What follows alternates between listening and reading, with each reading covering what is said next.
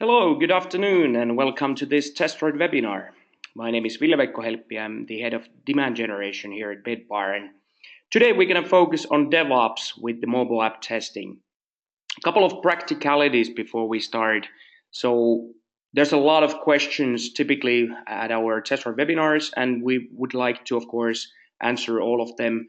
So anytime during the presentation, if you have any questions related to the topic or anything with the mobile app testing, please use the right-hand side box, and there's a questions tab where you can actually enter your question, and I can tackle those at the end of this webinar. So roughly, I'm gonna maybe 15 minutes at the end dedicate for questions and answers. So first we will look at some of this DevOps stuff, and then I'll try to answer all of your questions. If I cannot do that, and probably I can't, so I'll definitely follow up with the emails, and if you want to talk more about this topic. The agenda today, of course, is related to the mobile DevOps, and this buzzword or reason, quite popularly used word with the Agile world is something that we also practice internally. We actually did our survey last year where we gathered quite a lot of feedback from our customers who actually use significant DevOps approach and thinking in their operations. And I'm going to actually walk through some of that data that we actually gathered from that survey. So if you have responded to that survey, you'll hear more about it. Some of the other things, of course, there's so many things about DevOps, but I want to walk through some of the development topics, especially with the life cycle, what tools are used with this space, and also how do we approach the mobile app development and testing when it comes to DevOps thinking. And at the end, but also during this presentation, I'll be talking about the best practices for DevOps when it comes to the mobile app testing. So let's start with deconstructing mobile DevOps. What's mobile DevOps? Everybody's seen this. I mean, it's pretty much like a normal thinking of combination of development, quality assurance, operations, where you have DevOps at the center. Basically, of course, it's a culture or movement or practice that emphasizes the collaboration between these three counterparts. But there's probably more into that when it comes to the actual development, especially when it comes to the testing and the delivery. So from the development point of view, of course, people use quite a lot of different tools that operation folks use, and also QA folks use pretty much different frameworks and tools that developers and operations use. So from the operational standpoint, of course, we quite often talk about the continuous build, integration, deployment, and stuff like that. So what I want to actually, kind of get through with this presentation is to how do we define this mobile DevOps and what do we mean by that?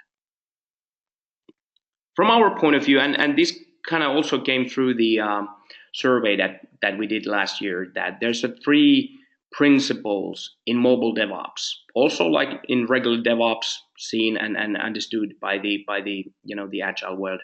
But first of all, you always should develop and test against the real environment. And what it means in mobile context, of course, that you should always strive to use the real mobile devices. You, of course, need to also deploy frequently, and that means you do probably daily builds, lots of daily builds. That it's very important to also test each and every build that you do, because there might be regressions, things that then drag with the product until it's finally ready to be published, and you probably don't notice those issues at that specific moment. So deploying and testing frequently is a great practice.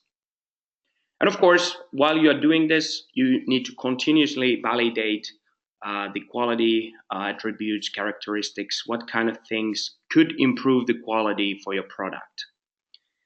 These are basic three principles that we found out also in our survey. But there was a couple of other things from the business standpoint. So of course, the continuous integration, continuous delivery comes up often as well. And when it comes to mobile app testing, there's significant infrastructure typically related to the application. There might be a significant backend implementations, and you need to test that also in the context of that app.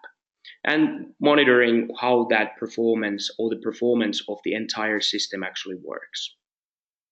So from the business standpoint, of course, the entire development and test process and the delivery of that mobile application are business critical that we actually categorized in our survey as well. Each and every company, of course, have their own DevOps strategy, and I think these are pretty typical goals when it comes to the DevOps. Everybody wants to maximize the delivered value, whether it's for customers, whether it's for internally between the business units and teams, or any kind of value creation that you build and you basically want to strive to deliver something faster. That comes to the second point. When you want to maximize the efficiency and productivity, there's entire process you need to evaluate constantly. You also need to evaluate whether you have the right tools, methods, test automation frameworks, and a lot of other things in place, and whether you should consider changing some of those. That all leads, when you evaluate and when you iterate the efficiency and productivity type of related items, it actually runs to the faster time to market. Also, of course, the quality is important. Quality can be understood in so many different ways. One of the, pretty common understanding is how robust is your mobile application across all the devices out there. So building a better quality with equal effort means that you probably include something in your testing part. You invest in the right things that you actually want to test your app against on, and then you see better quality at the end of the result or the end of the process. And of course, maximizing the support, service, and the entire continuous delivery. And this, of course, means in a DevOps context that you have to align and collaborate between all your teams. One of the principles, or the first principle actually from Agile Manifesto, is that the highest priority is to satisfy the customer throughout the early and continuous delivery of valuable software. That's pretty much summarized. It's how we actually think of the mobile DevOps.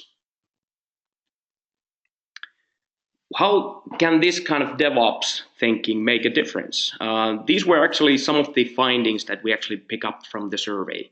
So there's so many things that actually can go wrong. But when we're talking about mobile app testing, quite typical case where you have a development testing instantly after you get the build and feedback. So that long cycle is simply too long.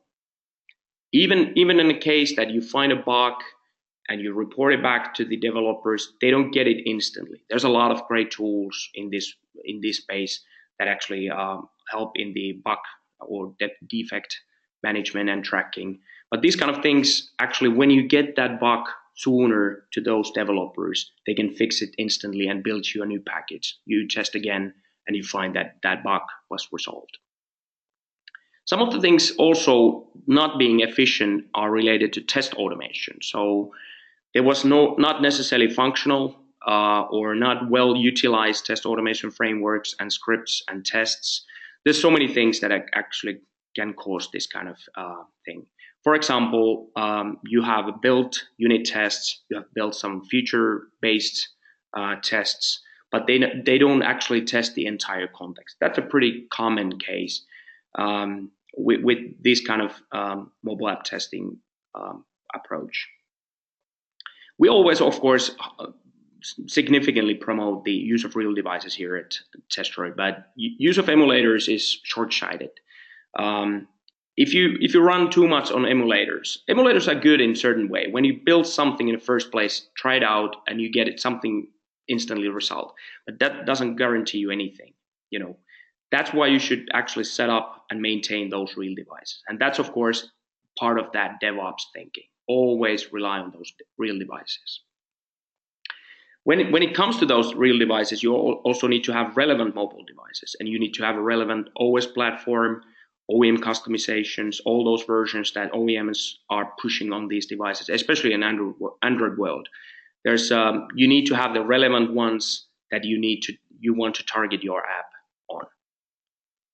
One of the things that kind of doesn't fit also in the DevOps thinking and this kind of automate everything approach is the manual testing. That's probably the weakest link in this kind of agile DevOps process. If you think you can manually test application while you're building that, it's a tremendous, wrong use of efforts and resources if you try to do that. One of the things also that came obvious with this survey was that there always needs to be geographically relevant testbed, meaning devices.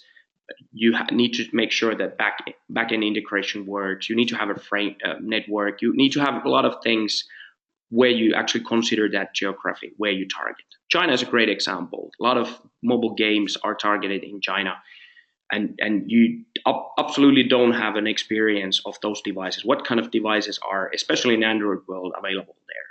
There's a lot of devices that are jailbroken. They are doesn't have any access to the Google Play services. They don't have a market installed in those. And there's a lot of things, but there's a lot of different markets available that you can actually use and fetch and pull the applications to that device. So great opportunity volume-wise, and just needs to get that application or game or whatever tested properly on those devices that are actually used by that ecosystem. And where actually DevOps thinking makes a difference. Of course, when you run everything on real devices, you need to maintain those devices, you need to handle, you need to upgrade some of the new OS versions there. So a lot of that DevOps thinking is related to those devices. And of course, that infrastructure as well. So you need to have an infrastructure if you build your own device farm, you need to maintain that with the device servers. You need to have a USB hubs. You need to have a cables. You need to have a network. A lot of things that actually makes this infrastructure for your testing need. And of course, DevOps thinking also comes that it's a collaboration between teams, and you need to support some other team occasionally. And operation-wise, these devices do need attention. Let me put an example. For example, iOS is a great example. Otherwise, robust platform, but there's a lots of notifications coming on those devices every now and then about the upgrade, about some system level, improvement or something that actually causes that device, from test automation point of view, to be jammed. So it needs attention. Tools integration as well. So when you have integrated this kind of tool development environment, you need to consider how you actually make it seamless and transparent across all these teams. Developers might want to change something, but they don't necessarily change the language. It should be always seamless across all these teams and the process. Okay, let's look at some of the DevOps and development things, especially the tools wise.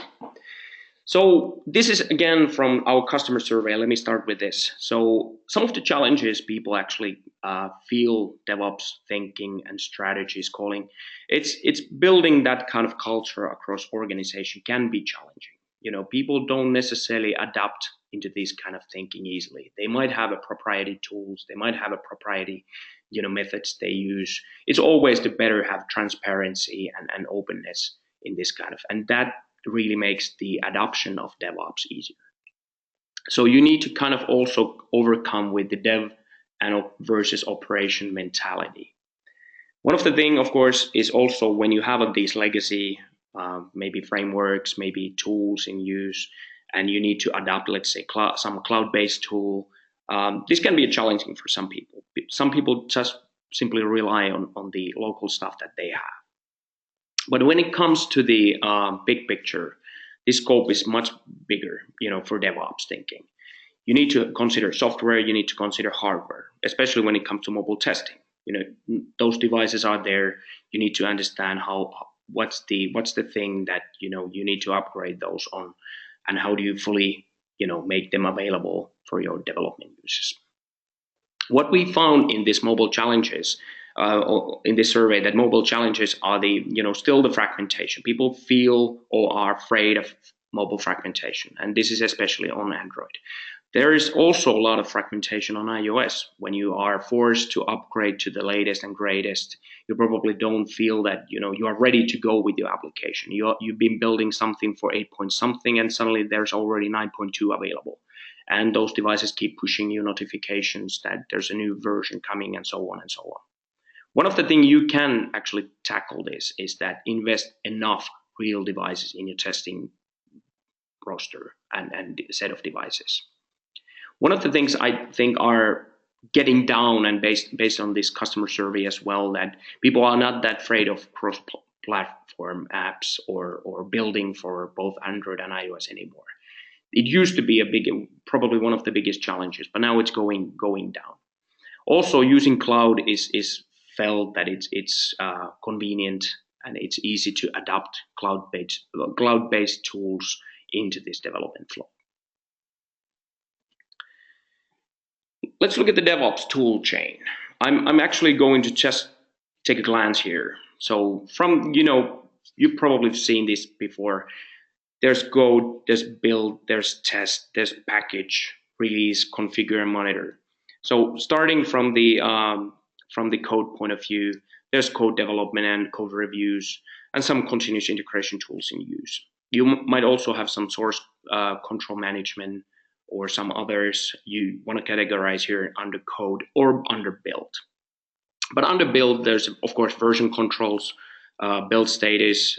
You might have a Jenkins in use. You might have some other continuous integration in use that actually applies for both of these categories. Under test, which probably is one of the less thought links in this tool chain, is that you have to really invest in that test automation. Because otherwise, this flow is fully automated. There's a lot of great tools in each of these categories where you have automated flow, where you have actually something available for all stakeholders in that organization. Packaging-wise, of course, application might be pre-deployed on staging. You might have some sort of staging or pre-production environment. Release phase, you might have some approval processes for that, but a lot of things also on this side have been automated and are actually fully deployable, available there.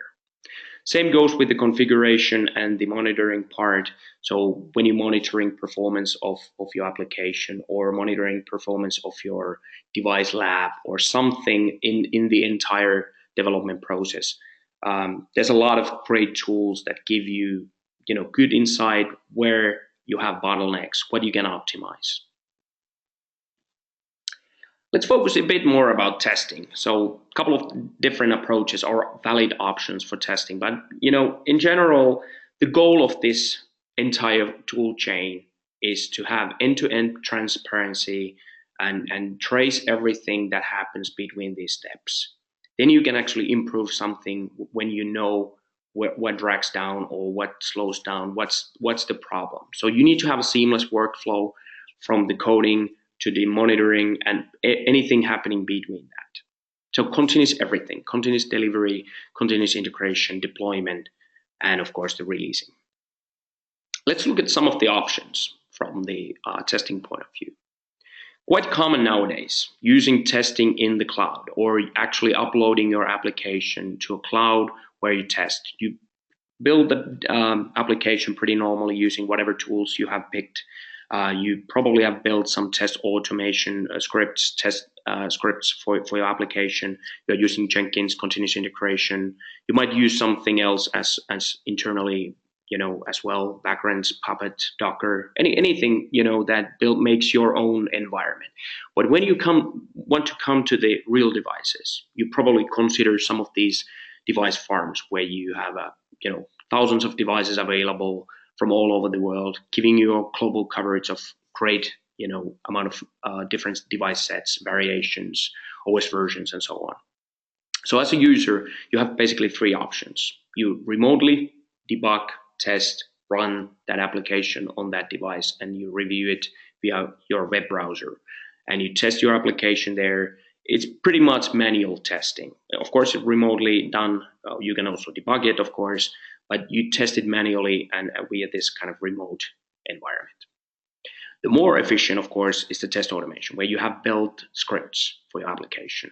And you basically upload your application, you upload your tests on this kind of cloud device farm, and you get it executed on selected number of devices. Or you might want to integrate it with seamlessly with your tools, so that you don't have to do any of this manual part. You don't have to log in anything. You don't need to upload anything, but CI does everything automatically for you. So then you might want to consider integrated REST API that actually provides you everything. It pushes application tests on these device farms and fetches results back. Another option, of course, is that you build this kind of device farm internally. This comes to the DevOps thinking pretty closely. So you have developers writing the code, doing commits of their regressions, continuous integration is polling repo, whether something has been changed. If something fails, it notifies developers, they've fixed the issue, there's a pull request going on, they fix the issue. And once the build is successful, it gets sent to the QA folks. Or in good case, it gets sent automatically to this kind of mobile device farm, where you actually test it against any number of devices. You have a test case built by developers or QA and testers, and it gets tested accordingly on these real devices. And once you're ready, you do a release on app market. So pretty much the same flow-wise that what you have with the cloud testing, except that you do this internally on premises. You have everything on premises. You have your own devices, or you have cloud devices on the cloud. There's a couple of different options for that. As said, test automation has a lot of pros when it comes to this kind of DevOps thinking. You need to make sure that application is compatible with all those devices globally. You build test cases that you can actually reuse. Each and every time you build a new package, you can reuse those tests and run it again. And of course, that gives you a really good efficiency. It gives you effectiveness, and it gives you a lot of capabilities to actually release that application sooner to the marketplace. And one of the things with test automation, of course, is that you have a lot of different kind of tests that you can actually do. You can smoke test, meaning that test scripts doesn't necessarily have to be that sophisticated. They can be just simplest as possible, or you can use what we call app crawler, for example, where you actually just get app crawler do the work for you, and you get results in a few minutes. How did that UI testing go, and so on. And of course, regression testing is something when you build each and every time you build a new application package or version, you want to regress test that significantly and make sure that it's according what you specified and there's no bugs. Functional and all kind of performance testing. This is a great way to, when you use real devices, you can actually find out pretty quickly and easily whether that application can handle, let's say, significant loads to the back end or something. That's really the biggest pro in the test automation. So what we feel here, of course, is that DevOps thinking must always rely on automation, and it's just much more than a tool or process change, and it changes a lot of things in organization.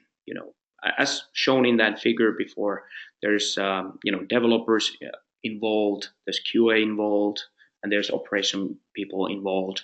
So it's really all about collaboration between these teams.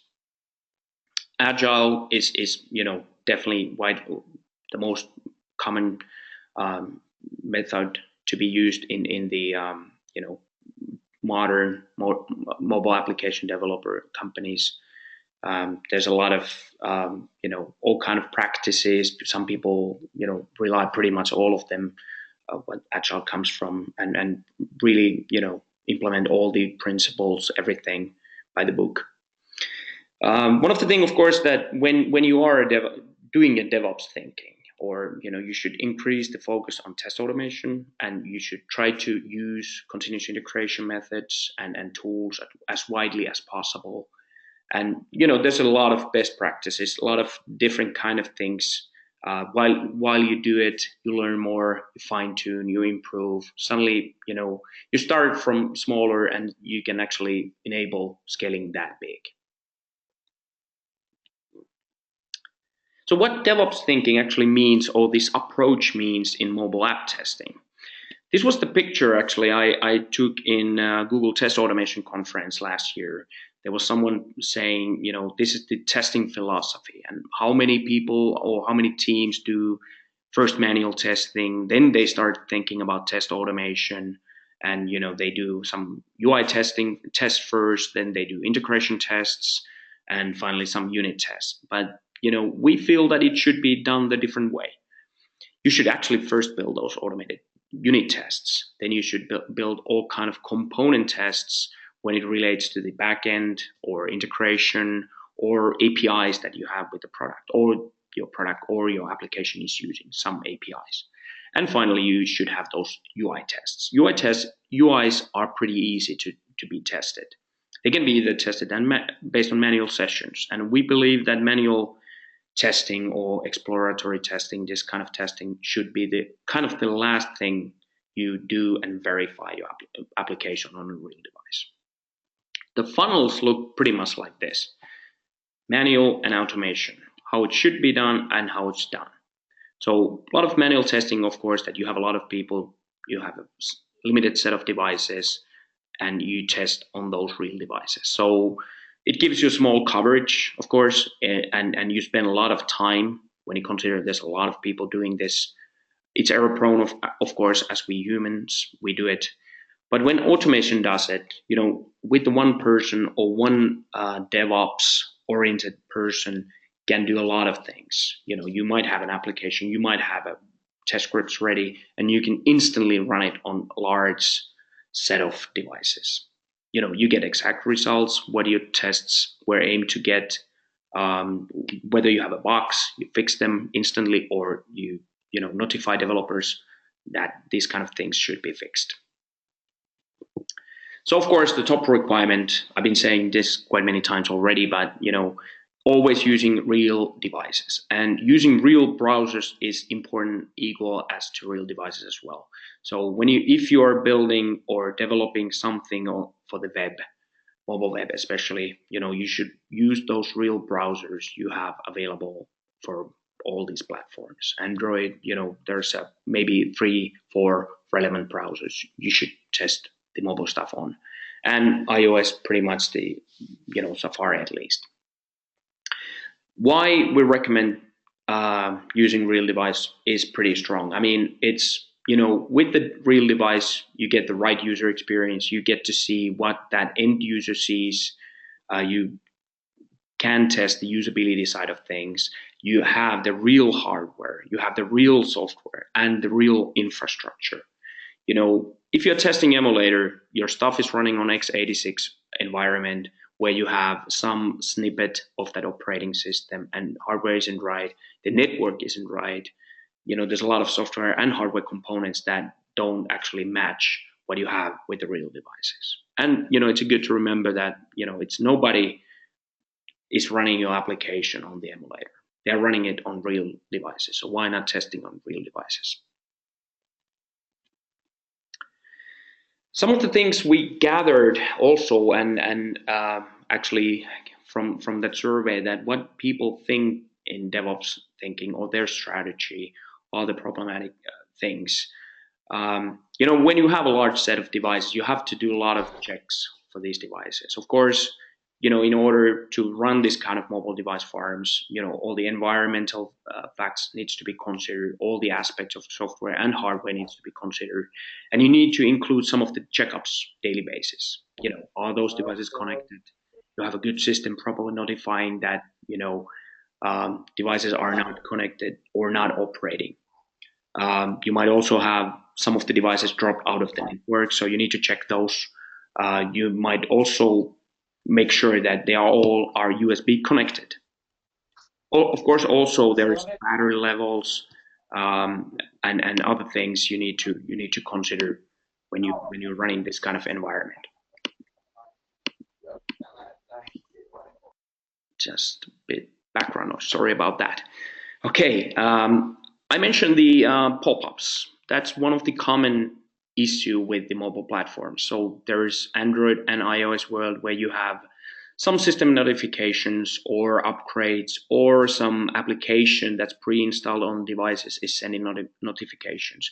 And from the test automation point of view, this can be very flaky. They can actually jam the device pretty much. So there's a couple of ways you can tackle these kind of things. You can actually go through the manually the devices, or you might have some sort of test automation script that actually notifies that there's notifications, pop-ups, some windows or other system notifications open, and clicks the button and make sure that they get ignored. And of course, when you are troubleshooting, you need to consider these platforms differently. There's so many different things we've learned here internally at Testdroid. What are the most biggest problems, or what causes us most headache with the Android and also the iOS? These ain't the same in the running the device farm standpoint. Automation makes good investment, of course. When you have lots of builds, when you do that daily basis, or lots of builds, every day, nightly builds, daily builds, whatever everybody is calling those. Cost-wise, test automation always have a small investment to make, but in a time it will easily cover the cost of the what would you spending with the manual testing.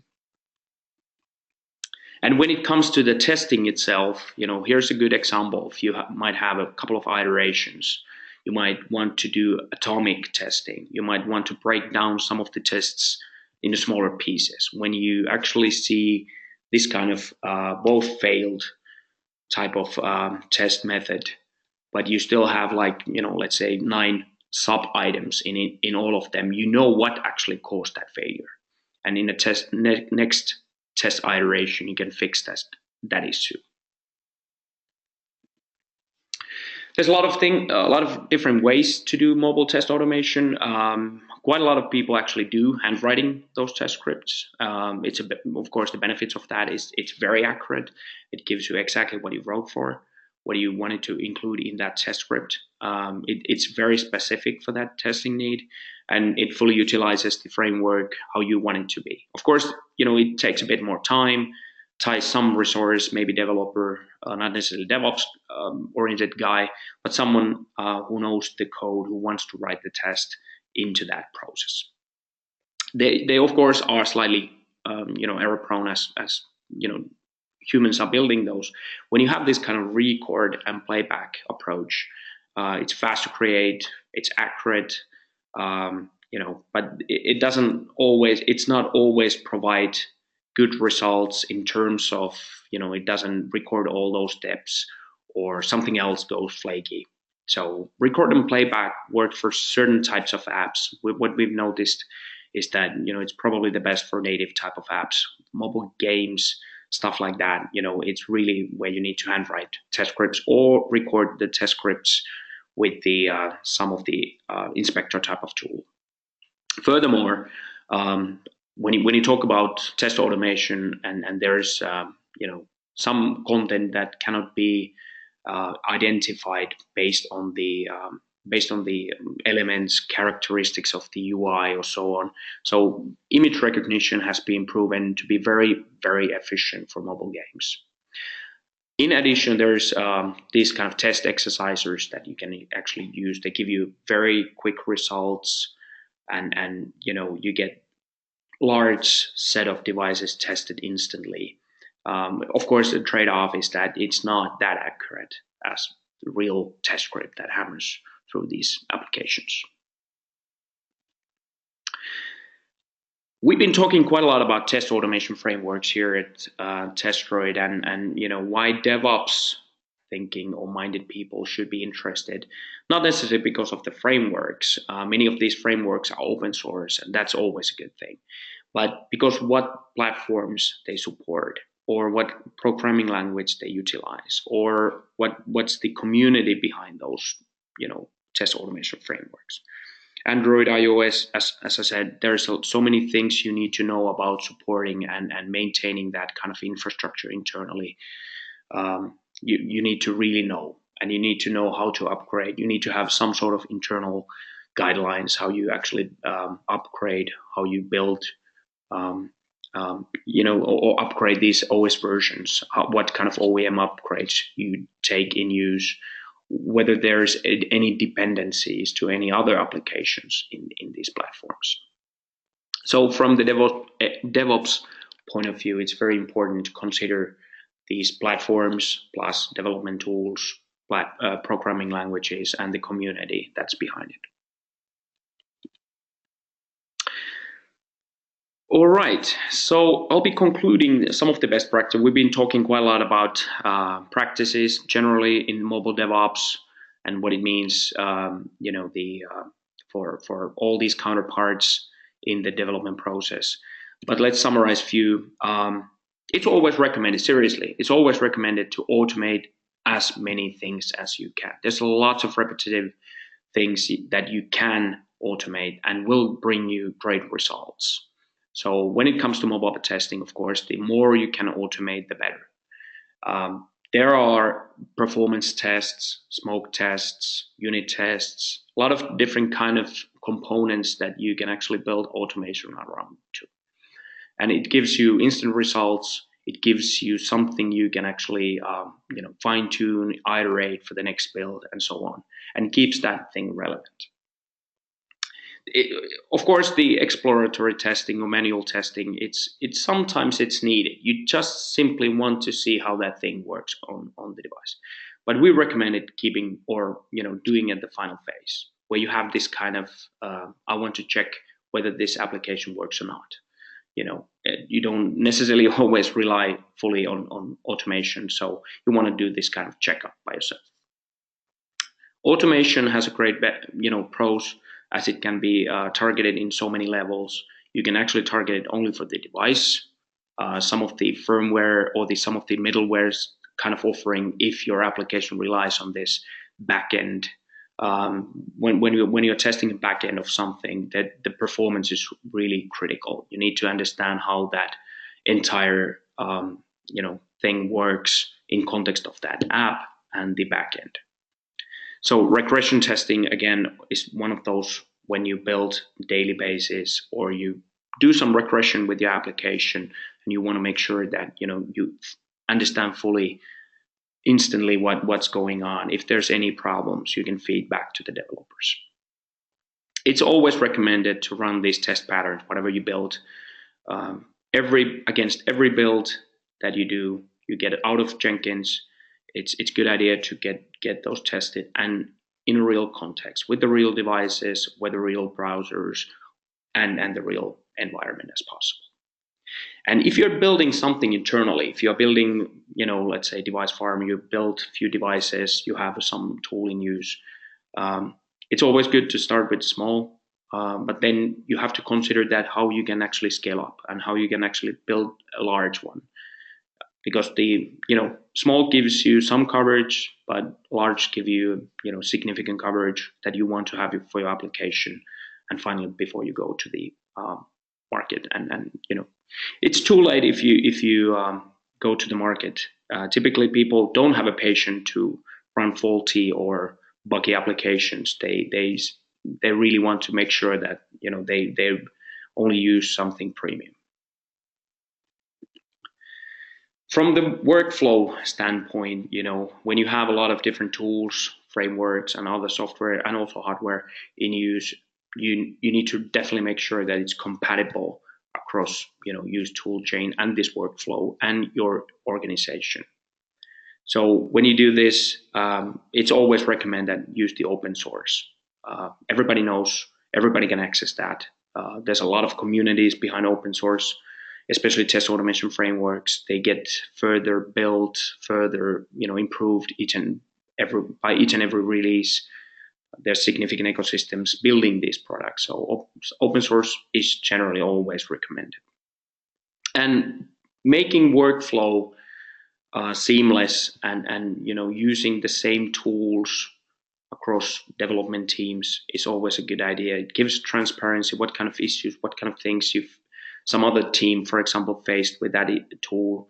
You might share your experiences. You might share how you can tackle some of the challenges you have with the tools or frameworks. And that really gives great transparency to the entire flow.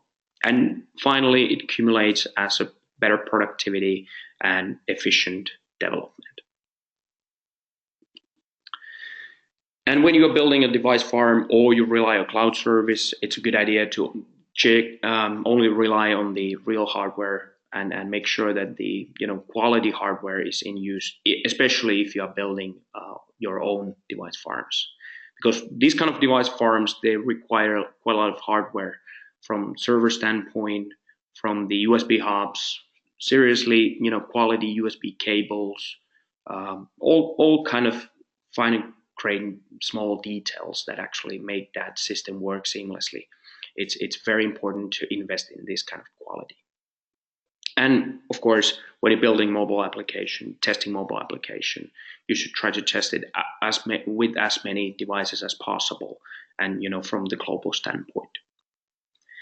There needs to be, of course, when you look at this from DevOps point of view, there needs to be some sort of upgrade or support policies, and you need to really follow these to make sure that when there's a new OS version, when there's a new OEM update, you check and you upgrade device according to your internal policies. And finally, this is probably the most asked question from us, that what's the right test automation framework, or what works the best for your app? It really depends on your application, whether it's just a regular native application, whether it's a mobile game, you are running something, or you're building something as a hybrid mobile web, or just a web application. It really depends what framework works you the best. And if you have something else integrated into that, so let's say mobile backend, you have something in the backend side, then you need to seriously test. There's really different frameworks that can give you more in this space. And it's coming from, of course, the programming language point of view. It's coming from the whether test automation framework supports cross-platform approach and these kind of things. And eventually, what kind of tests you build for that application, that really, gives you those results. That test makes the execution on that device, and you get results. So you have to always consider test and those results. It's an important question to ask: who needs to write, read, and interpret these tests? So internally, whether it's a DevOps oriented people, whether it's developers love logs. They love all the details about the performance and issues that they probably had with the device. And of course, how do you run these tests? So it depends on organization. It depends what you are looking for, what kind of things are actually available with each framework, and how easily those frameworks are adaptable to some other tools used by your organization, or commonly available in open source space. All right, let's jump on the QA side. We have a lot of questions. Let's start with a couple of first one. Tools. What tools are used commonly in mobile dev, and what we used? For the development, there's a myriad of tools we use internally. If we look back that diagram where we had Go build, GitHub is common example of that. There's the other Bitbuckets. There's other repositories available. And if you consider that kind of, first of all, tools categories, you need to have some databases, you need to have a CI, you need to have some deployment tools. Some people use cloud-based tools, whether they are for compilation, whether they are, pushing things for cloud, or just repository or testing. Lots of monitoring tools as well, and there's a lot of tools available out there that DevOps should always consider what kind of tools work them best, and iterate. I mean, I've seen a lot of companies, and we actually asked this also in our market survey, that have you changed any of your DevOps tools or DevOps oriented tools during the last year? So that's I think 60% of the respondents said that there's constantly evaluation going on between these tools. When you consider any of these, building, testing, containers, security, logging, people have took something, but they are probably not satisfied with some of them, and they keep changing.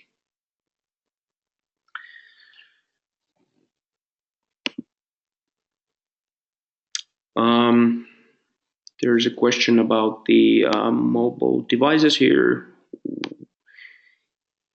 So how many mobile devices are enough to do adequate testing? It really depends on the market and the where you target your application. Let's say, we did last year kind of based on the other data summary that approximately 25 devices, the most popular US Android devices, can give you 2/3 coverage of the US market. That's not significant, actually. There was probably like 80 devices that you should use to get the closer to 90%, which is significant already.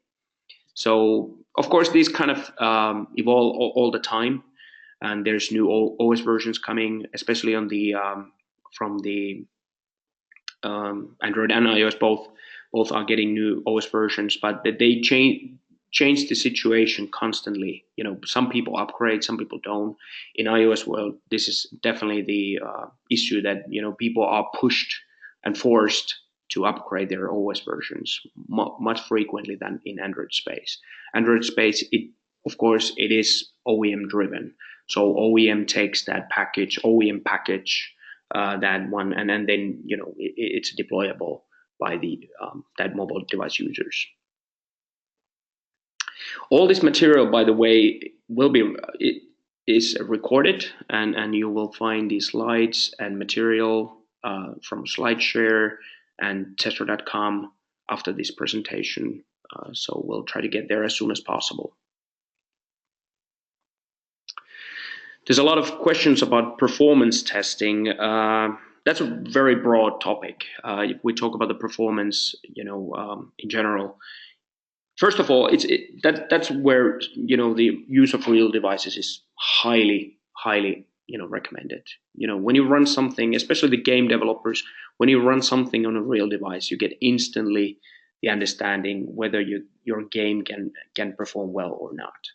But it's pretty much the same for native applications, especially if you have some sort of backend integration. If you need to push back data or communicate with the Google Play services, anything outside of your application, it comes to the performance.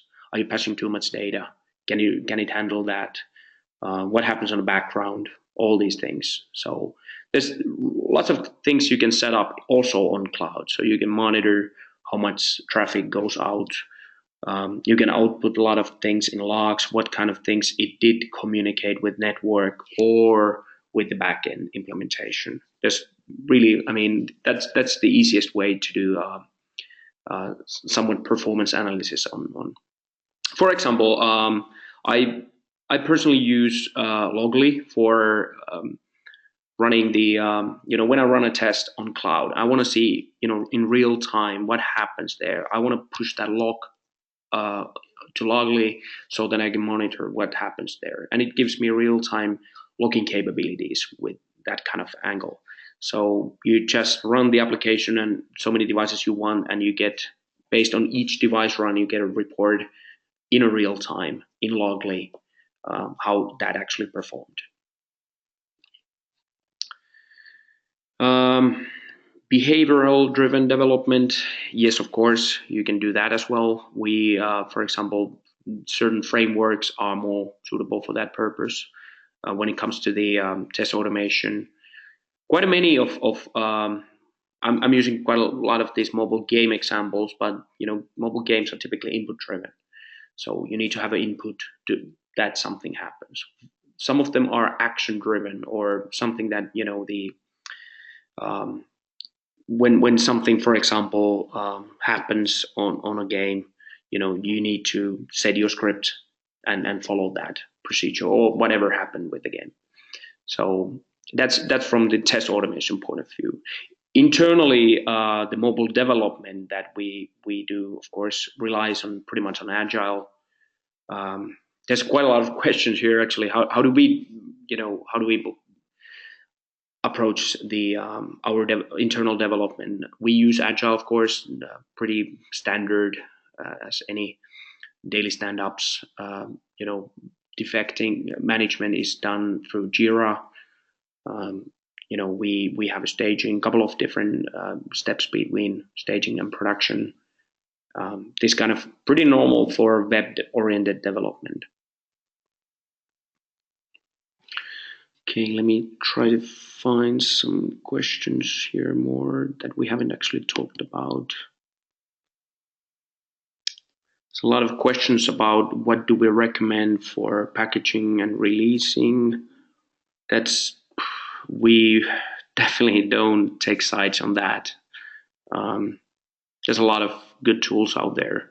If you just Google any of the package deployment, whether staging, production, so on, you find a lot of relevant tools for that purpose.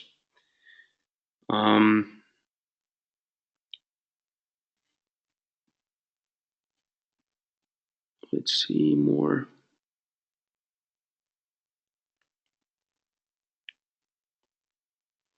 There's also a question when do we have iOS interactive in use? Interactive is the old name.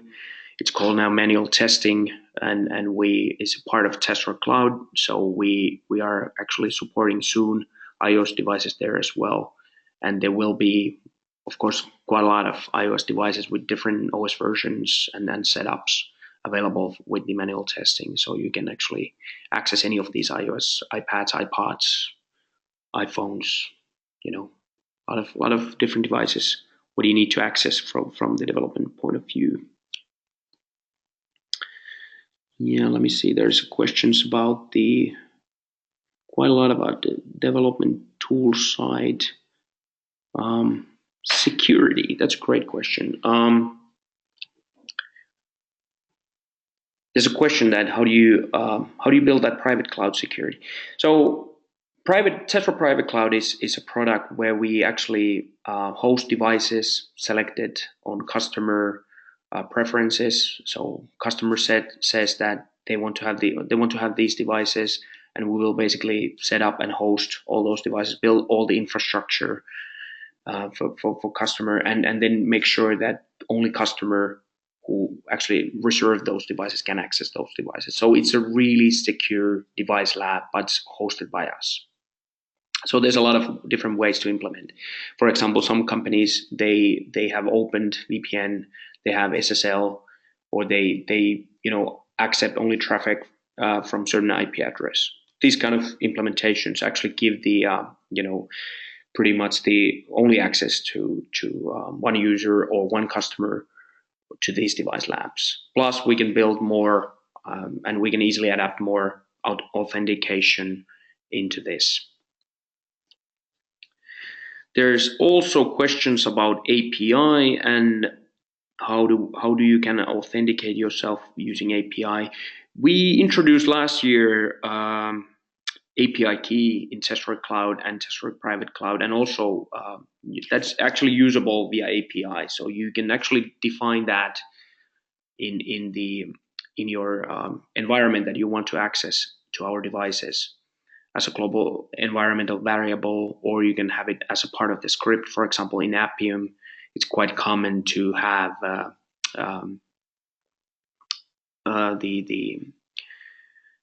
desired capability that sets up your API key, and then you can access Testdroid Cloud. You can get your test started and running on any of those devices that you actually define in your script. Unfortunately, we are running out of time to answer all of the questions related. There's a lot of test automation framework questions, but I try to find some of the relevant ones here for that when it comes to this kind of DevOps thinking. The question about debugging on real devices remotely. We also provide both in manual testing and test automation the real-time log. I mentioned how I actually basically have done it and use it is that I use Logly and I put stuff there, and it's instantly visible for me what happens on that device. It's a pretty handy way actually to get to see what's happening, and especially when you have a large test run with hundreds of or significant number of devices running at the same time, so you get to see what's going on. So from the debugging point of view, those logs, of course, give you all the information that you need to know what's going on. Okay, Jenkins plugin. Yeah, so we have recently updated the Jenkins plugin as well. There's a new version available.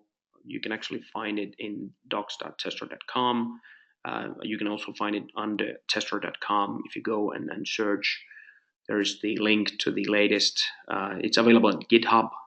If you go to under Bitbar, there's a Jenkins plugin, and I believe there's a couple of good instructions how to set it up as well. If you search for Jenkins integration under the blog section, for example, I wrote a blog about just before the Christmas about this. How do you set it up, or how you can also integrate it with, if you are using some other TeamCity, Bamboo, or something else, how you can actually do pretty much the same with that and access the Testdroid Cloud.